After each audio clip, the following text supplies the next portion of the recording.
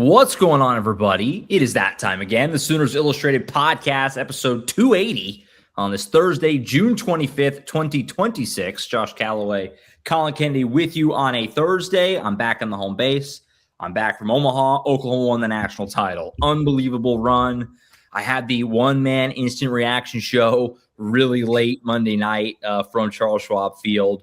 We'll pull it apart a little bit more, though, and kind of go big picture. They had the celebration last night. Collin and I kind of, where does this run rank in OU history? We'll kind of big picture it. I'll look ahead to next year a little bit as well as we kind of put a bow on just an unbelievable baseball season and obviously a run to a national championship. And then, of course, Thursdays we talk recruiting. I've got Collin here. We have a few key recruiting updates. Some recruitments are winding down. A decision going to be made tomorrow with a key target.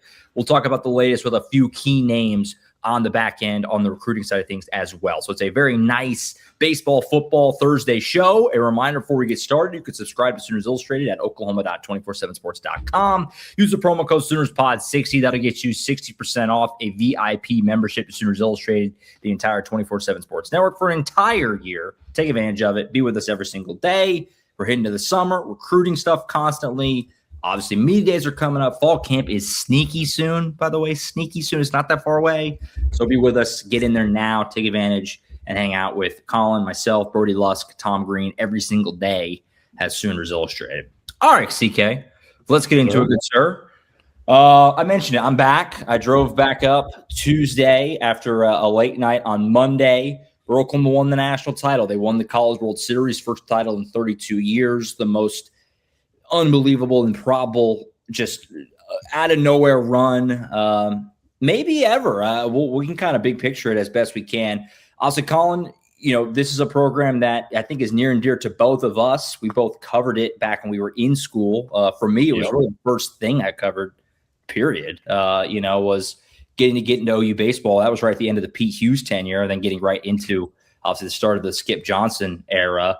And you and I can both appreciate just how unbelievable this is. And so just big picture, I mean, Collin, obviously your thoughts watching this all unfold and just how remarkable it was. And obviously I'll give some mine as well, but just unbelievable run for Skip and that program to win the national championship. And it's been a few days now, and I still find myself when I have like an open moment, my brain just being like, man, they won the national championship on Monday.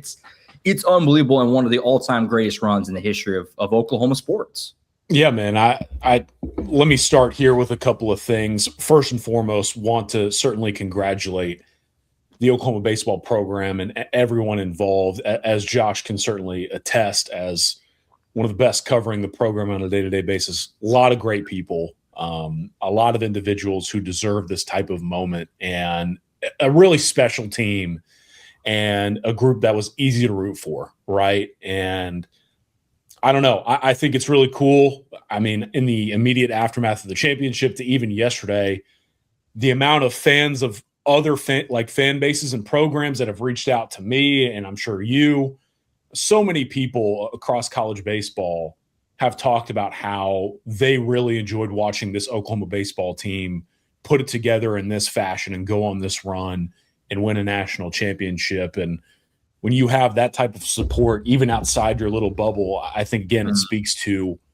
the way that OU baseball and this program is thought of and the way that Skip Johnson is viewed as a key figure across the sport.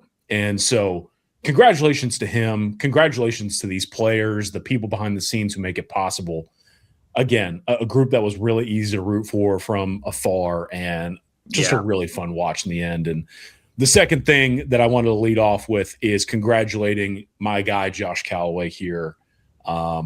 Josh mentioned it. We both started covering OU baseball early in our tenure. The two of us covered the program. Yeah. Students.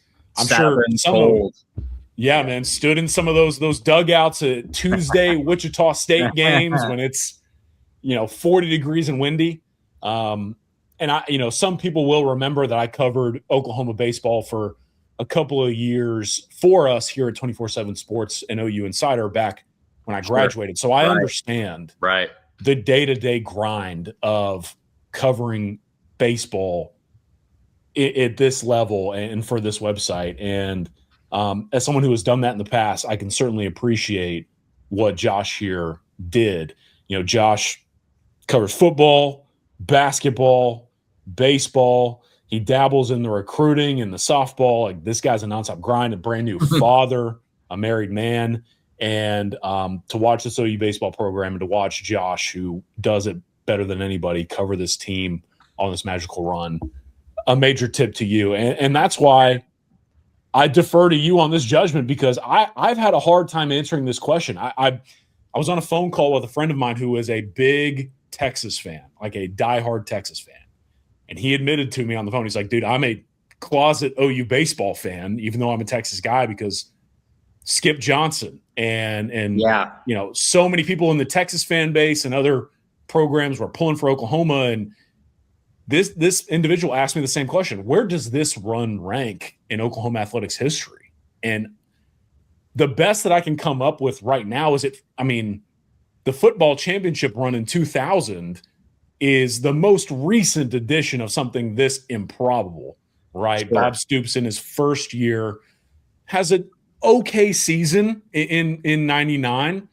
And then in entering the 2000 run, that was a second-year head coach, a program that with Josh Heupel at the helm, at quarterback, I think it was Mike Stoops who told the story of, like, he wasn't even sure that Oklahoma should be recruiting Heupel at quarterback. That was their arm. And I believe, a 7-5 finish for them in 99. And then they go undefeated and go win a national championship with a second-year head coach and a program that was escaping the dark cloud that was the 90s, right, for this team. And this was a point that was brought up to me that I think is very strong. I think people forget kind of the dark days of OU football before they made that run, and that adds the context as well. So that, to me, is kind of a recent addition, especially when you consider the grind that is football. But even then, man, it's hard to make an argument to rival this run. I agree. First off, they appreciate the kind words. I'm very fortunate to cover the team and the program. I mentioned it real briefly, the instant reaction on Monday that I did myself at Charles Schwab Field. So many good people. I'm fortunate it's myself and a great friend of the program, Eddie Radosevich at Sooner Scoop. We're kind of the only two guys that really cover the team wire to wire all season. And so the benefit of that is that we really get to know the team really well, and Skip and the staff and all the people, Patrick Dunn, the SID, and all the support staff. We really get to know them all, and they're all awesome people. It's truly a special program. So it was just great being along for the ride and being there in Lawrence and being there in Omaha. Really cool to be around them. And so you're just happy for all those people, because I see firsthand, A, that they're good people, and then B, how much effort they put into it. And it's really, really cool. As for the question at hand, I am with you in terms of I've had a hard time answering it, because it's been asked, right? Where does this stack up? Is this the greatest run in OU history? And I've had a hard time answering it as well, which kind of pushes me toward thinking it is, right? Because I have a hard time mustering one that is clearly better. I think 2000 football is definitely the one that's the biggest rival to it. But, and like you said, the 90s as a backdrop, Bob Stoops in his second year, they were ranked in the preseason. Not that they were considered a title, contender necessarily, but they were ranked in the preseason. And it's just, Oklahoma's a blue blood in football, so it's never going to feel like as insane as this. And they have a lot more baseball history than they're given credit for. This national title was their third. Only 10 programs have won 3 titles, and OU is now one of them. So it's not like there's some, happy-go-lucky Cinderella story in that regard, right? It's a good program with lots of guys in the pros, and they've been good for a while. They were a runner-up 4 years ago, right? So it's not completely just like shocking. But when you combine not ranked in the preseason, you combine the way they finished the year, 4-9 their last 13 games, and then you combine who they beat, because you're never going to find, in my mind, really maybe in any sport, even beyond OU, just pick, period, a more murder drill of teams that OU beat to do this. And the way they did it, these were emphatic wins. There was nothing fluky about any of this. They were dominant in the tournament. To beat Georgia Tech twice in Atlanta on the road, historically great offense. That's your ACC champ. They go to Lawrence, Big 12 champ, dominate that super regional, blew them out twice. In Omaha, dominate a top 10 Alabama team, beat Georgia twice, one of which was a blowout. That's the SEC champ. They were by far the big betting favorite to win the whole thing going into the College World Series, and then to take on a top 5 North Carolina team and to beat them. It's like, and to do it the way they did, 13-2 on Monday night in the championship game, same score as the national championship in football in 2000. It's just the teams they beat, the way they did it, the fact they were unranked in the preseason. It was noted last night, the celebration thing, which was an awesome event, by the way, which you can watch on the YouTube channel. The whole thing is up there. Nobody was picked on an all SEC team, not one player. Nobody was on the all freshman team. This OU team was, a lot of champions like to do the "we were doubted, nobody believed in us" thing, whether it's really true or not. You see like Kirby Smart like to do that, and it's like, you're Georgia, like, get at. That's really actually true for this team. They were picked against them literally every step of the way, even going into the finals. Trey Gamble talked about it yesterday. Like, even after everything they did going into the finals, North Carolina was the betting favorite, and they got the majority of the picks for North Carolina. And so when you combine all of that together, it's kind of hard not to feel like this isn't the greatest run in OU sports history. Because, look, the reality is they haven't won a title in basketball, right? They haven't won a national title. And then in softball, OU softball is a juggernaut that you're never going to have this level of improbability and the doubters just because of where that program is, right? I mean, they've won so many titles and they are the gold standard in softball. So it's going to be hard to even be able to replicate this. And so just all those factors combined, I feel like it's got to be really high. If it's not number one, it's got to be really high. Well, and I'll present a couple other arguments. I'm sure we could keep going down this rabbit hole, but these were a couple of other things that I was discussing with a friend of mine. To further this argument, right? Number one, I do personally believe that college baseball is the most difficult sport to have success in the major sport fields. Because to sustain it. Yeah, to continue. Because, I mean, look at LSU and look at, South Carolina, which, some programs that as a, watcher of college baseball, as someone who, Josh and I went to Omaha on multiple occasions just to go watch baseball. Yeah. As people who follow it, there are big name programs in the sport of college baseball that struggle to maintain their expectation level because of how hard it is to do in this game. Skip Johnson talks about it all the time. The sport its whole goal is to make you defeated and challenge your mental fortitude and your effectiveness. And that takes a toll, even on some of the best. And so for Oklahoma to find this level of success in arguably the most difficult sport to do so like that, it's even more improbable when you consider the sport that it is. And then number two, this is a big thing that I was hammering home with a friend of mine the other day. The fact that they did this with 3 freshmen on the bump. Never been done. To have only freshmen start in Omaha and win the whole thing. It's literally never been done. And that's what they did. That, I still don't know we're wrapping our head around the absurdity of that specific layer to this. Yeah. In what world in this sport of baseball are freshmen pitchers, by the way, supposed to be that effective in a championship run against historic elite offenses? Yeah. Historic offenses. Are we giving that group enough flowers? Which is saying something because we kept talking about it. Wow, look at these freshmen go. Right. Have we really put into perspective what they accomplished on this run? You said it. It wasn't just freshmen going out there and throw. They were going up against elite offenses in the sport of college baseball, which, again, I think adds to the argument that this is one of the best in the history of athletics program. And this 5-year run as well, I'd be hard-pressed. I'd have to go crunch some numbers. This is anecdotal. I haven't done any research on this. I would be hard-pressed to find a better 5-year run in the history of the program. When you combine from the 22 run to now, you're talking about being a runner-up.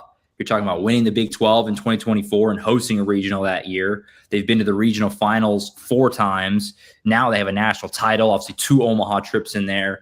This 5-year stretch, they've been really good for a while. And the program gets overlooked. It has for a long time because it's at the same time as softball, which is such a behemoth. And won 4 straight national titles just a couple of years ago. Like that I get all that. It gets overlooked, but they've been good. And it just came together this time. It all pieced together. And I kind of asked Skip about that yesterday, a little bit of like, does, that 22 run, because the championship logo that they designed and they announced, it has 22 seams on the baseball to honor the 22 team, because that outlined the foundation for all this to start. And I kind of asked about that, and he acknowledged like that 22 team set the run for this in a way, but like they were good before that. Like the 2020 team, who knows what would have happened if they got to see that through with the level of pitching they had on that team. The 2018 team with Kyler Murray and Steele Walker, remember they were hurt going into the tournament that year.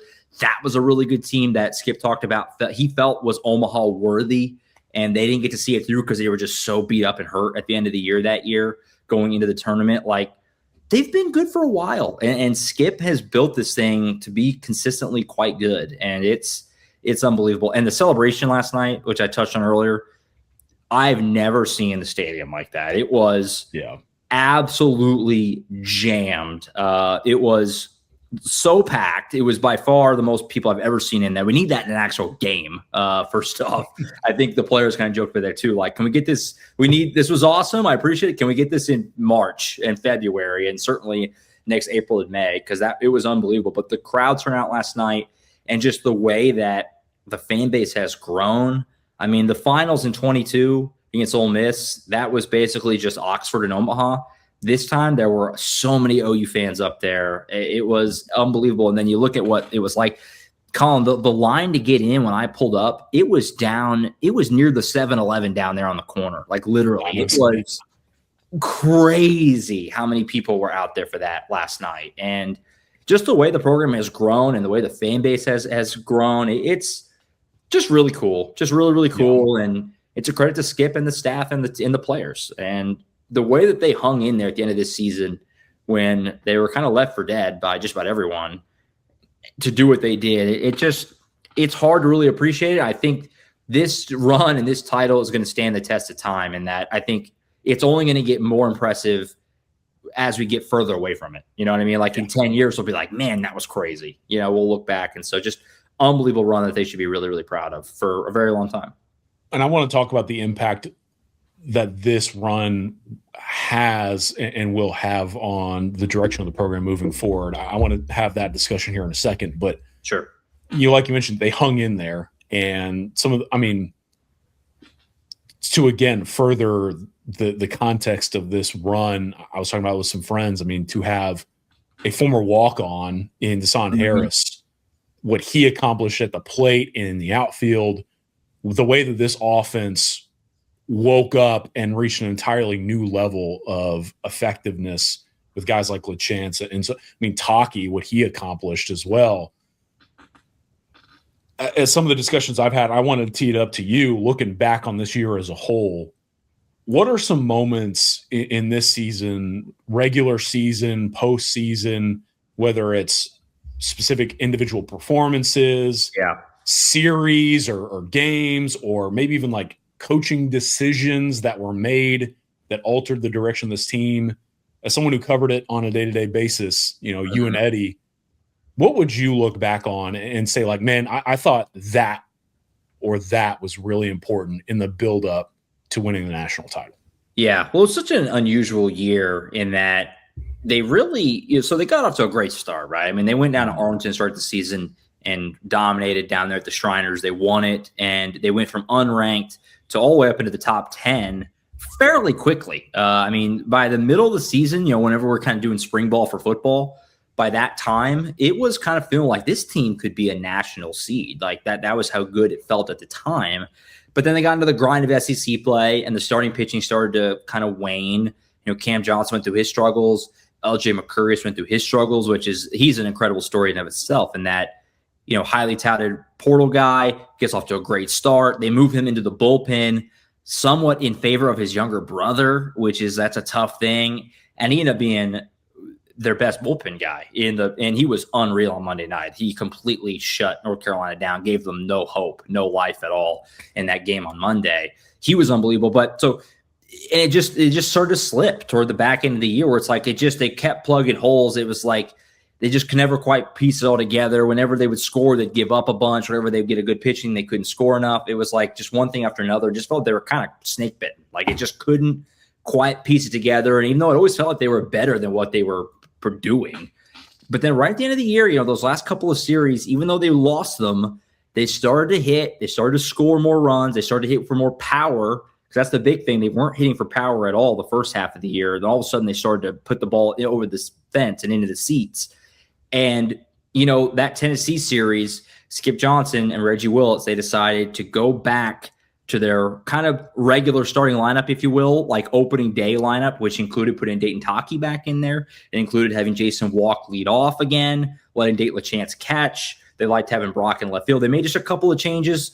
They kept Deshaun Harrison right.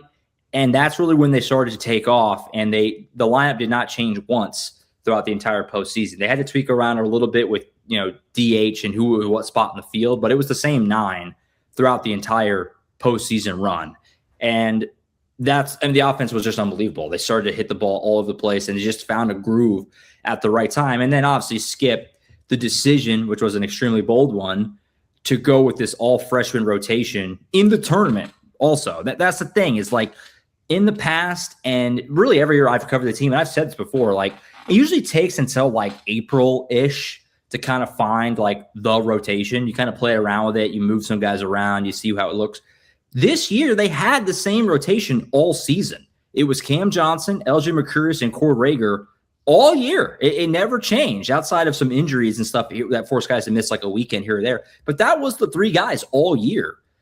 But then when you got into the tournament, that's when Skip flipped it and decided to go with these freshmen instead, which is a crazy bold move, obviously. And it could not have worked any better. Like it was amazing. And so those decisions, which were, can be looked at, I mean, you're going to take a lot of heat if they don't work, right? Were tremendous. And they worked obviously masterfully. And I mean, Nick Weslowski had 3 starts this season. They were all in the tournament. 2 of them were in Omaha. Those were his 3 starts of the entire season. And he was excellent. And he started the game on Monday night where they won the national championship. So it's unbelievable. And just the way that the guys and the players were able to stick with it when it would have been so easy to just kind of roll over and die a little bit with the way the season ended. That's the thing that's going to stand out above all else. So just an all-time story. And I think it's a lesson for all future teams of like, man, hang in there. Just hang in there and keep playing and get into the tournament. And you never know what can happen, because they went into the postseason as cold as can be, really, and managed to do what they did. Pretty unbelievable. I think you're muted. My fault. This is something I was thinking about as well, like to exactly your point. I think that the last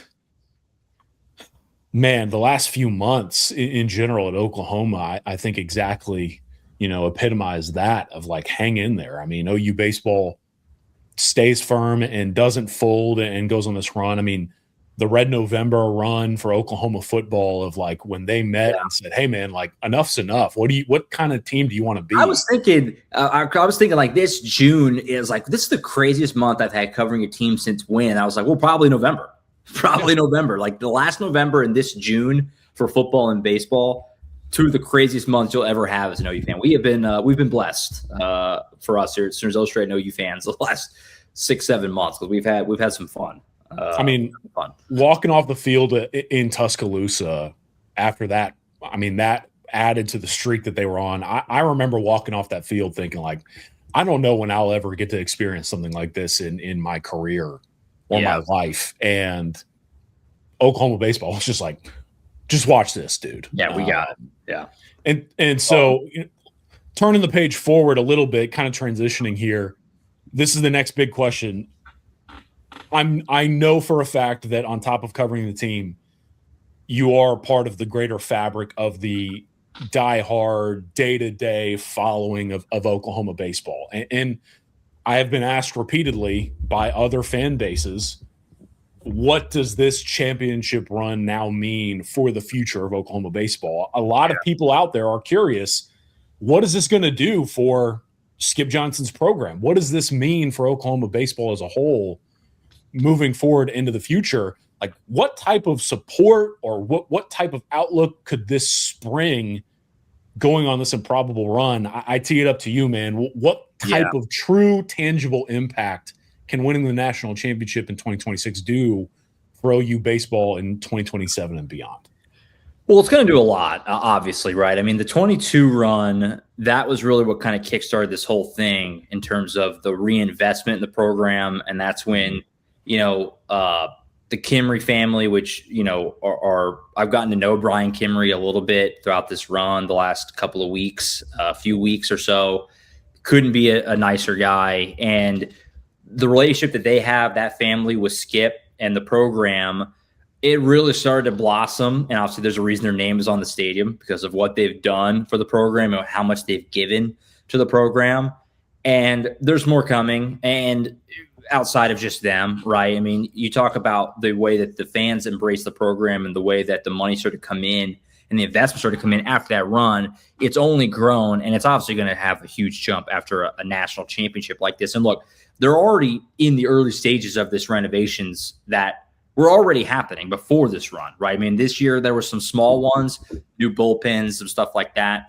Next year, there's going to be more renovations added. By 2028, there's going to be a bunch more seating and new facilities for the team and new locker rooms and new building. And like, there's a bunch of stuff that's already happening. That's already on the docket, even before all this. And so you add in that and what they're getting from a player standpoint, NIL, that sort of thing. You look at this portal class already as evidence of it. They have a top 10 portal class right now, and that's no accident with what they've done in the investment. There is a belief, and I don't know the exact numbers, and I'm hesitant to do that sort of thing. But from my understanding, they're going to be in the middle to top third-ish in the SEC in NIL spending on their roster next year. Which obviously the SEC, if you go look at like the top 20 teams in NIL spending in baseball, basically it's the entire SEC is in there, right? I mean, it's by far the most competitive and highly invested baseball conference. And so being in the top end of the SEC means you're in the top end of the sport. And I do believe that that's where Oklahoma is trending. And Roger Denny, man, and I don't mean it to suggest that Joe Castiglione was different, because it's like every time you comment Roger, it makes it seem like you're almost slanting against Josie. But Roger Denny's been very open about like he was at all the games in Omaha. He was there every single game, and he was very open about like, we care about baseball and we are going to put more effort behind baseball. Like, we want this to be a regular thing, being here in Omaha and doing this. And so I think the program is really well positioned. And obviously when you look at what the graph on the screen says, as far as like next season in particular, there's a lot to be excited about. They're going to have their entire rotation back. They're all freshmen, so they're all going to be back. Cord Rager, Xander Mercurius, Nick Weslowski are going to be back. And look, who knows what happens? Maybe by the time next year rolls around, some other freshman who's coming in is amazing, or one of the portal guys they get or something, and this isn't the weekend rotation like we all assume it will be right now. But obviously right now that feels like you can pencil it in as the rotation next year. And look, they're going to have to replace basically their entire lineup. A lot of these guys are going to move on. You had a bunch of seniors and a bunch of draft-eligible guys like Jackson Willits, who's going to move on. I'm assuming that your Camden Johnsons, your Brendan Brocks, your Jason Walks, those guys all technically could be back, but I'm assuming they will not be. Dayton LaChance, same boat, like could be back, but I'm not expecting it by any means. They're all draft-eligible. They all were awesome. It's usually the way that goes. You go ahead and take it. You jump, right? But you're going to replace the lineup. But like I mentioned a second ago, they have a top 10 portal class. They've already made some big additions that I think are definitely going to start for them next year, like a Carson Brumball from Arkansas and a Jay Abernathy from Tennessee. These are starters. These are guys who are going to come in and play right away that they've gotten through the portal. And look, the reality is what they've added to lower level, the JUCO guys, when they go get someone from Arkansas or Tennessee, those are big, flashy, easy, obvious gets to get excited about. But they've shown every year that they will find these JUCO guys like Dayton LaChance, like Brendan Brock, guys that are not going to blow you away. They're not going to shock because of where they're coming from, but that'll happen again. There will be guys like that who kind of pop up semi out of nowhere, if you will, and that are big contributors next year. Now, it got harder. They are going to lose Todd Butler. He moves on to Florida, which is just inevitable. It's what I said to our VIP members last night. Like, you win a national championship, it's incredibly inevitable that other programs are going to poach your coaches, right, for a higher standing within the coaching staff, salary, that sort of thing. And Todd Butler was the recruiting director for Oklahoma, one of the best dudes, really nice guy to talk to, and he's awesome. It's a loss. I'm not going to pretend like it's not a loss. That'd be silly to say otherwise. But you have to feel confident that Skip will find someone to replace him. And again, when you win a national title, it's going to happen, right? I mean, programs are going to take your coaches. That's true of every sport. How many times did Nick Saban in Alabama have to replace his coordinators? It was like every year, right? I mean, it's going to happen. It's just you're not going to keep everyone. So it's not going to be a given that they're going to come right back and be this again, because you're going to have to replace a lot.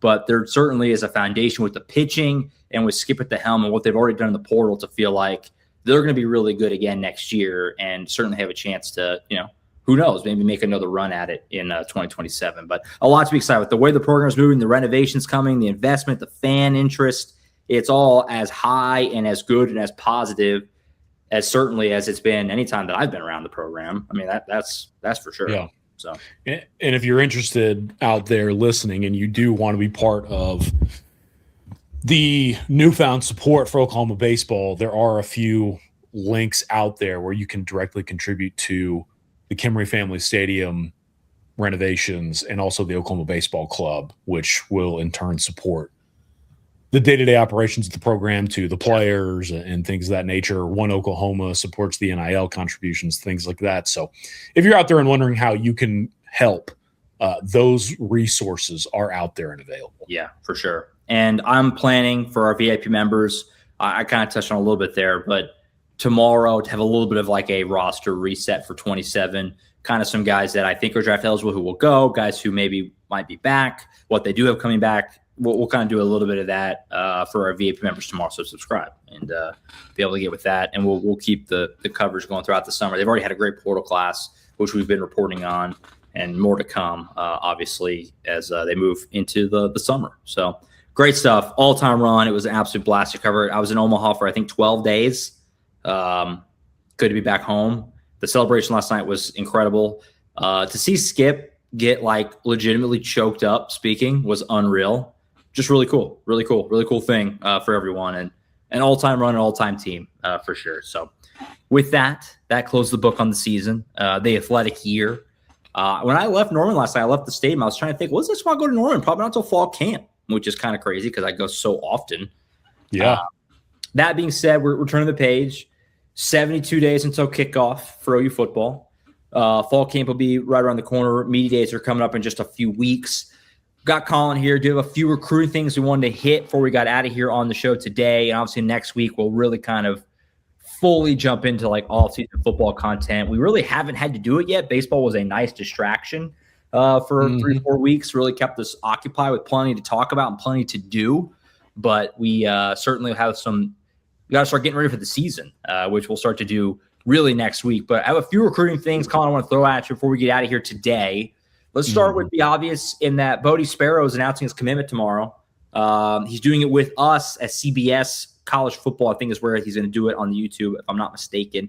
I don't have the time in front of me. I should have looked at it. Do you have the time? I think it's like I believe it's in the afternoon. I believe it's 2 p.m. Central. 2 p.m. Central. We'll double check that. CK, where do things stand? I mean, this is a guy that we've been talking about for a while, the Utah product. He's listed as an athlete. That's why I have it on the graphic because that's how his recruiting profile reads. Oklahoma wants him as a safety.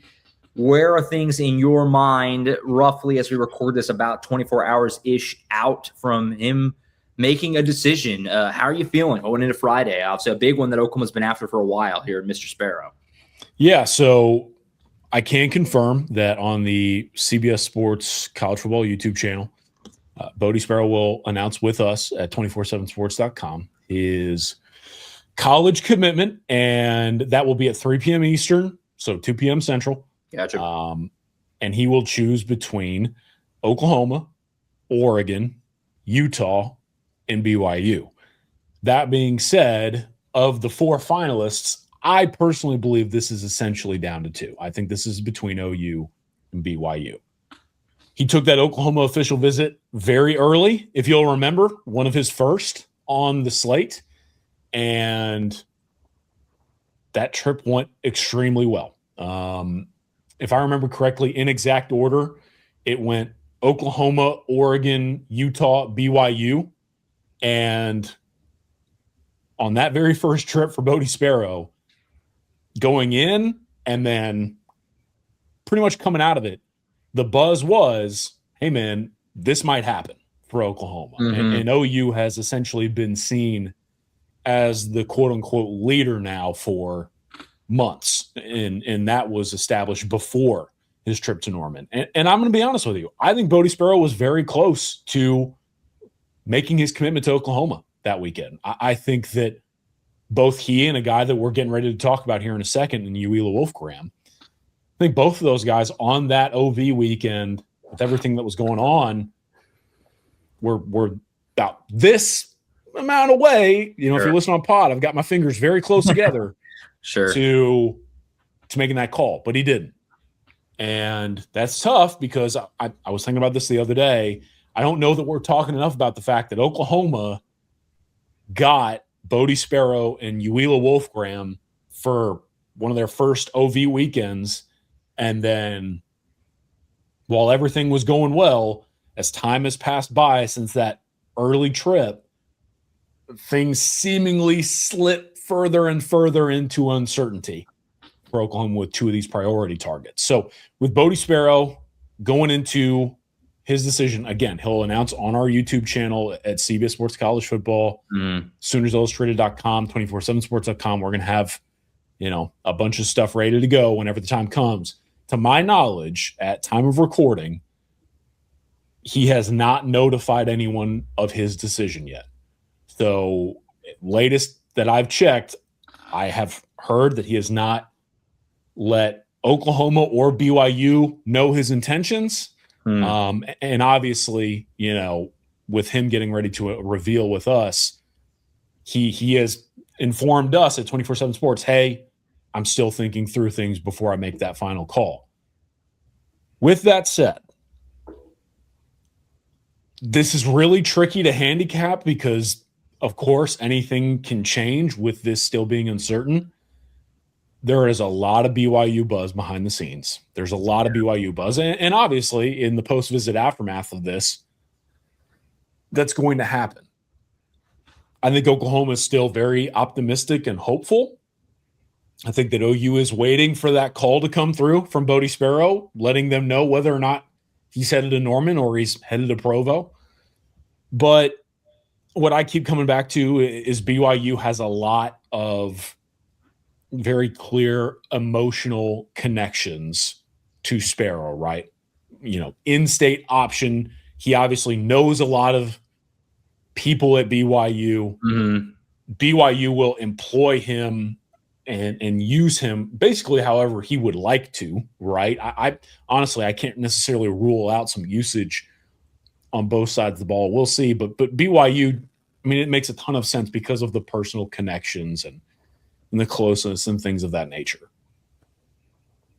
On the flip side, I think that Oklahoma has been seen as the leader for the longest time because it has been able to establish the personal connections even out in Norman, Oklahoma, with a prospect from the Beehive State. But at the same time, Oklahoma's plan, I think, is as good as anybody's in this recruitment.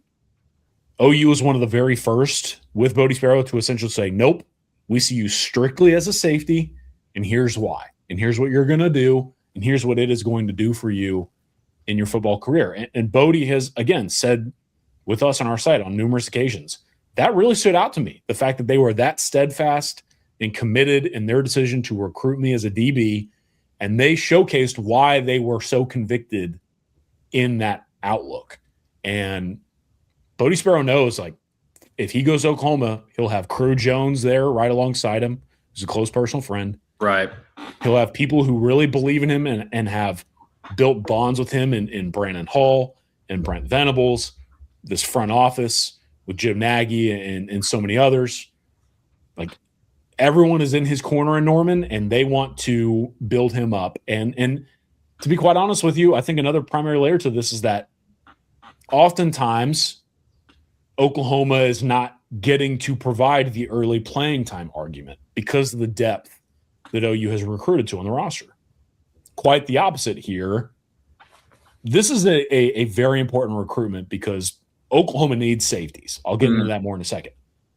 So OU has been able to sell on top of all this. You will probably be able to play as a freshman in the SEC in this system as a safety. I think that's incredibly enticing to Bode Sparrow, but BYU has made a really strong argument, and they got to make kind of that final pitch before decision day. It's hard for me to give you an extremely firm answer one way or the other, the way that this goes.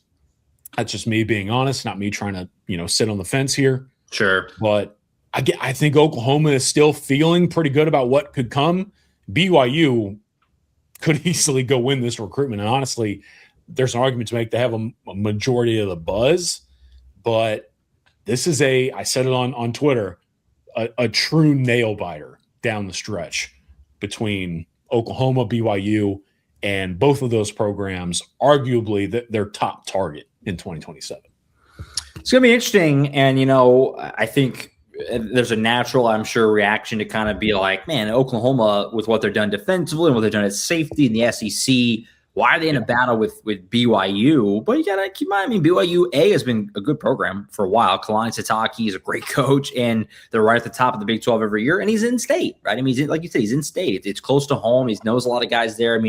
It's an obvious – you can see why these are the top two and why it would be a tough call for Bode Sparrow. And so it'll be very interesting. Like we said, tomorrow, CBS Sports College Football, YouTube, 2 o'clock Central, 3 o'clock out there. Well, actually, is that 3 o'clock Mountain? No, 1 o'clock Mountain Time. I'm terrible. Time zone. I got tripped on time zone there for a second.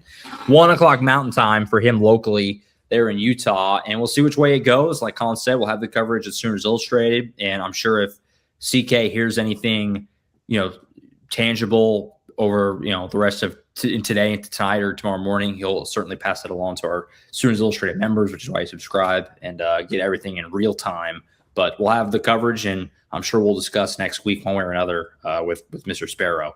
From one Utah guy to another, you mentioned him a second ago, Uhila Wolfgramm is winding down as well. This is one, he does not have a firm commitment time yet, but just in your reporting at Sooners Illustrated and what we talked about yesterday, you feel like this is probably nearing its end. How are you feeling to hear another guy that if you've been a regular viewer, listener of the show here, that we've been talking about for a while, right? That Miguel Chavis has been chasing, trying to bring into the 27 cycle. How are things sitting with Uhila Wolfgramm right now as we kind of move into the late part of June here? The best way I can sum it up is it is anybody's guess at this rate. I would argue that between the two Utah guys, the Wolfgramm recruitment is far more uncertain than the Sparrow recruitment. I think that Oklahoma has accomplished a lot with Sparrow, and I think just Brody Lusk and I gathering some feedback, even with BYU surging, I do think that Oklahoma still could easily see this one going their direction. With Wolfgramm, though, everything that we've heard behind the scenes is that this one is still completely up in the air. And I would argue that this argument is furthered by the fact that Wolfgramm, what I reported last night, and I would say here to the people wondering, is that, like Josh is talking about, this is an uncertain timeline. And to add on to that uncertainty, we have essentially been told, hey, it could be this week or it could be 2 weeks from now. Do with that information what you will. And that leaves a lot of people uncertain about where this is going to go. Wolfgramm has been very open with us that his biggest thing is he does not want to make an emotional decision. And so he is essentially going to take time to wind down and let those emotions subside and then try to identify the most logical path for him. And there are arguments to make with both programs, certainly. What I would probably say is that, going back to the early playing time thing, it's much harder to employ that or use that argument when you're talking about a defensive lineman. I would probably say that BYU could do that maybe a little bit easier than Oklahoma, considering the way that the defensive line looks. But OU has shown its ability to play freshmen early on. Sure. Wolfgramm, again, looking at BYU, an in-state option where he also knows several people, Kalani Sitake and him. I mean, BYU has been extremely aggressive in this recruitment for a long time now. I could make the argument that BYU and Oklahoma were kind of the two that made some of the most effort to go out to Wolfgramm and see him in his neck of the woods as much as anybody. And that only furthered those relationships. I could see this going either way. You tell me that this guy's going to BYU, I'm not shocked. You tell me he's going to Oklahoma, I don't think he's shocked. But again, he doesn't know what he's doing yet either, last we've heard.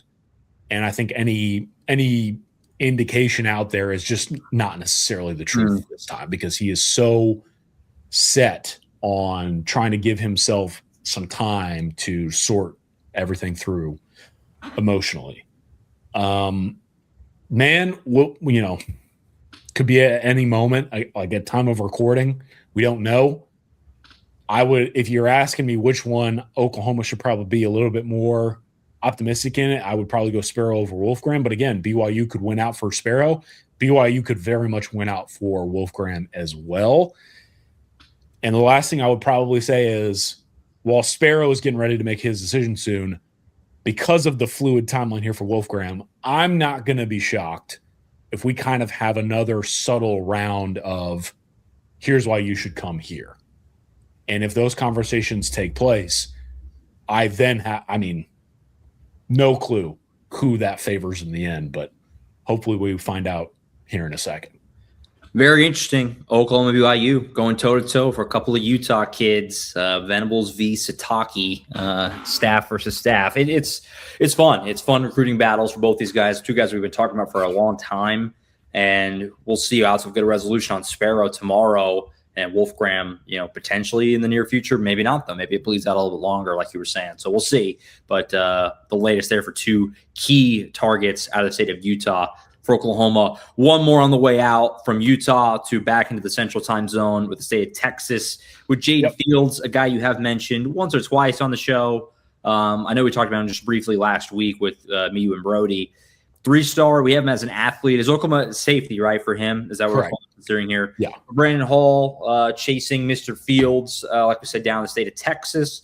Where are things here for Fields? And is it the obvious, is it a Fields and Sparrow, or if they get Sparrow tomorrow, does this cool? Is it a pit? Like, how does that dynamic work? If there's any impact on what Sparrow decides on Fields, and kind of how things are standing there with OU and him.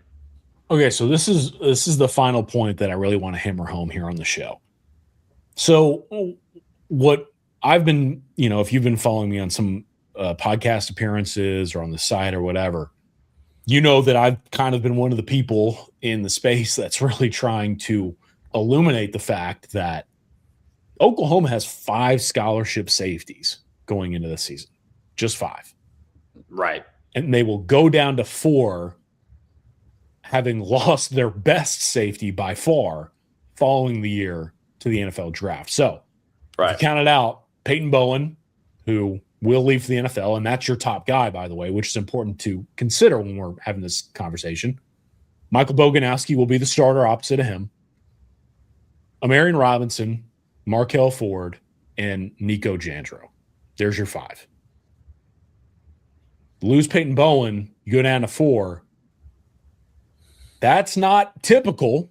And it is why Oklahoma is so heavily invested in the Bode Sparrow recruitment down the stretch. And it is, to me, a layer why I do believe that Oklahoma will fight tooth and nail to the very end, because they love Bode Sparrow and they know that they need safety bodies going into that room. That is also important to consider with Jaden Fields, and I think it is extremely important to consider with Jaden Fields and Bode Sparrow.